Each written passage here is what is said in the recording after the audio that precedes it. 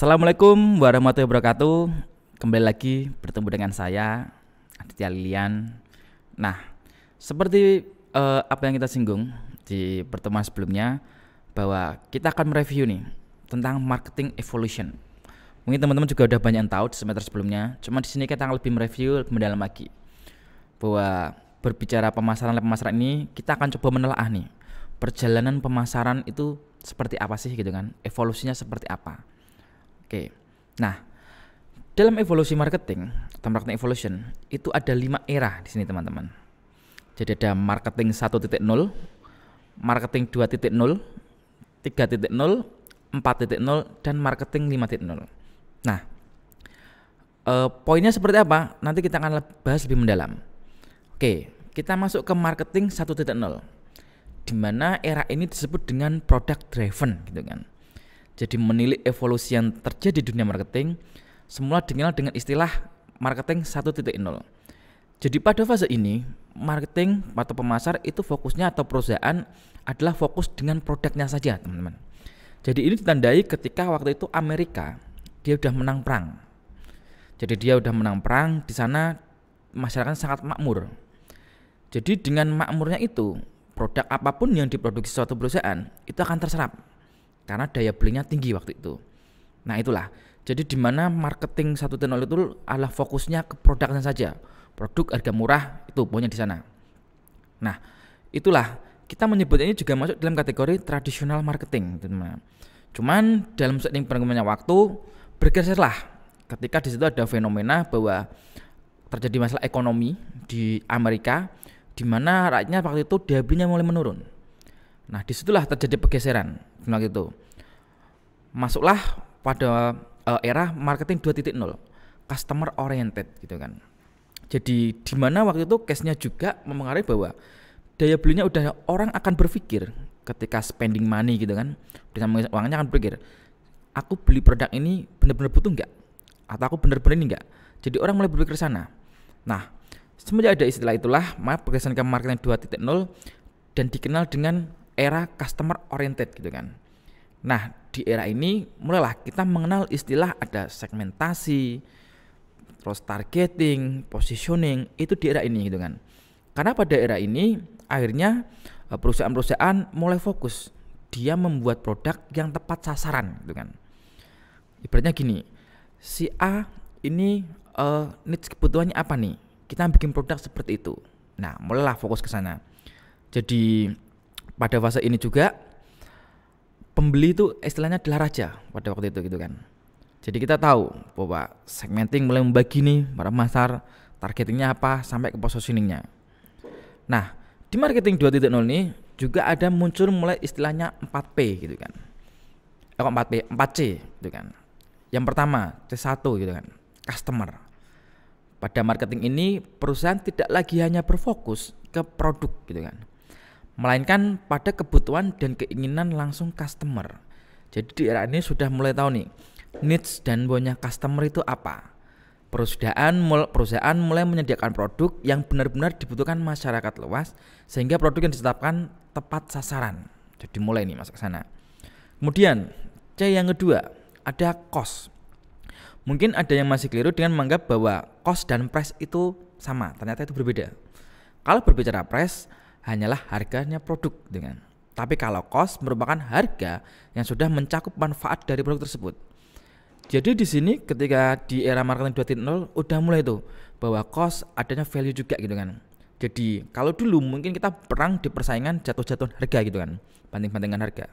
Tapi di era ini walaupun kita taruhlah suatu perusahaan dia harganya lebih tinggi dari yang lain, tapi ketika dia bisa memikirkan juga memberikan value yang lebih, itu juga gak masalah. Karena ada market juga yang oke, dia bisa berani bayar lebih karena dia tahu nilai manfaatnya seperti apa. Oke. Setelah itu C yang berikutnya ada convenience. Hampir sama dengan place gitu kan. Pada strategi 4P. Bedanya place hanya menjadi tempat untuk menjual produk, sedangkan convenient menjadi tempat menjual produk yang dapat membuat nyaman konsumen. Jadi bukan hanya tempat aja, tempat yang berada salon distribusinya, tapi tempat itu benar-benar nyaman, yang membuat konsumen akhirnya betahlah di sana atau nih stay di sana. Nah itu. Kemudian ada communication. Komunikasi menjadi salah satu kunci dari 4C ini. Jadi teman-teman dapat mengetahui secara langsung tren dan kebutuhan konsumen.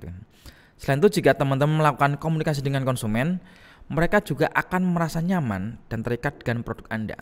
Jadi mulai bangun nih fase komunikasi dengan konsumen seperti apa. Oke. Setelah selesai di era 2.0, masuklah marketing di era 3.0. Era ini disebut dengan human centric. Jadi ini era di mana para pemasar dituntut untuk menangkap hidden needs dari customer gitu kan. Tidak hanya itu, perusahaan juga harus memperhatikan dampak yang diberikan oleh bisnis terhadap lingkungan sekitar dan komunitas sosial. Jadi ini udah mulai beda lagi, bahwa customer di sana dia tidak hanya berpikir tentang fungsional dari produk, emosional produknya itu juga, tapi berpikir produk dan perusahaan ini kira-kira memiliki manfaat yang positif gak? Nah, itu di marketing 3.0. Jadi ini beberapa fundamentalnya, bahwa ada physicality manusia, incapability dan social ability di sini. Nah, di marketing 3.0 mulai muncul istilah itu ada social marketing. Di social marketing, apakah perusahaan itu bisa memberikan dampak-dampak terhadap sosial gitu kan? Misalnya, apakah dengan pemasar atau produk perusahaan itu memiliki visi yang akhirnya bisa membuat orang akan lebih peduli dengan kesehatannya, gitu kan? Atau akan peduli dengan pendidikannya dan sebagainya. Nah, itu contoh-contohnya. Kemudian berbicara green marketing juga, gitu kan? Apakah perusahaan itu memiliki dampak yang positif terhadap lingkungan, ataukah mungkin ramah lingkungan dan sebagainya?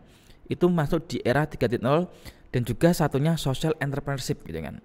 Jadi berdampak terhadap mungkin beberapa kalangan bawah yang akhirnya bisa meningkatkan untuk taraf hidup ekonominya. Nah, ini mulai fase ke sana. Apalagi terutama kalau mungkin beberapa generasi Gen Z gitu kan, dia akan melihat perusahaan ini memiliki dampak enggak yang positif, bisa terhadap sosial atau lingkungan atau apapun itu akan menjadi suatu hal yang mulai muncul di marketing 3.0 di sana. Jadi bukan cuma hanya fungsional produknya, emosional hubungannya dengan produk, tapi juga dengan impact dari produk tersebut. Nah, oke. Setelah itu, mulailah bergeser dari marketing 3.0 menuju ke 4.0. Ini yang kita sebut dengan digital marketing gitu kan. Jadi kita udah mulai masuk ke era digital. Bahwa nanti di era digital juga ada istilahnya, kita menyebutkan ada 5 tahapan, 5A. Aware, appeal, act, dan advocate gitu kan. Tahap aware berbicara mengenai bagaimana customer mengenal suatu produk atau brand. Untuk aware, sering kita menyebutnya awareness gitu kan. Diikuti dengan tahap appeal ketika customer mulai tertarik dengan produk atau brand tersebut nih. Ini secara digital gitu kan. Di tahap selanjutnya, customer akan berusaha untuk mencari tahu lebih dalam mengenai produk atau brand tersebut. Kita menyebutnya act. Jika informasi yang diperoleh berhasil meyakinkan customer, maka ada kemungkinan customer akan melakukan pembelian atau act di sana gitu kan. Belum berhenti sampai di situ, jika customer merasa puas terhadap produk atau jasa yang dibeli, maka ia akan merekomendasikan produk atau layanan tersebut kepada orang lain atau advocate. Nah, ini salah satu 5 tahapan di titik marketing 4.0 satunya. Dan di sini kita lebih menggunakan ada layanan e-commerce dan sebagainya yang mulai digunakan dalam untuk mendukung kegiatan-kegiatan marketing. Nah, ini udah mulai juga dampak marketing 4.0, udah fase di sana gitu. Nah, setelah di fase 4.0, kita udah mulai nih tingkatan ke lebih tinggi lagi. Jadi namanya marketing 5.0. Bahwa pada era ini optimalisasi bisnis dapat tercapai jika perusahaan mampu memanfaatkan teknologi untuk kepentingan kemanusiaan. Oke. Teknologi yang maju selalu mencoba meniru manusia karena manusia adalah makhluk yang paling misterius. Manusia memiliki pemikiran, kreativitas, leadership, dan lain-lain. Nah, makanya di era marketing 5.0 kita menyebutnya the next text. Bahwa di sisi ini, thinking, communication, ini adalah sisi manusia. Dan kita menggunakan the next text gitu kan. Di sisi thinking, perusahaan akan mendukung dengan AI, artificial intelligence. Berbicara masalah desain untuk pemikiran gitu kan. Kemudian ada communicating, diadopsi dengan teknologi natural language processing. Jadi contohnya misal Kita ada speaker itu waktu itu bisa ngomong sendiri, bisa jawab. Terus kemudian kayak di Google Map itu juga bisa. Ketika kita mau ngeklik di hotel apa misal, nanti pilihannya ada lobby dan sebagainya. Itu termasuk dalam natural language processing di sana gitu. Kemudian manusia memiliki sensing atau sensor gitu kan. Dibuatlah teknologi yang berkaitan dengan sensor. Banyak sekali contohnya gitu kan. Kemudian manusia bisa moving, dibuatlah robotik di mana dia bisa bergerak, melakukan pelayanan, produksi dan sebagainya gitu kan. Ketika berbicara robotik bukan berarti bahwa semua akan diganti dengan robot gitu. Tetap yang penggunaan juga ada manusia juga.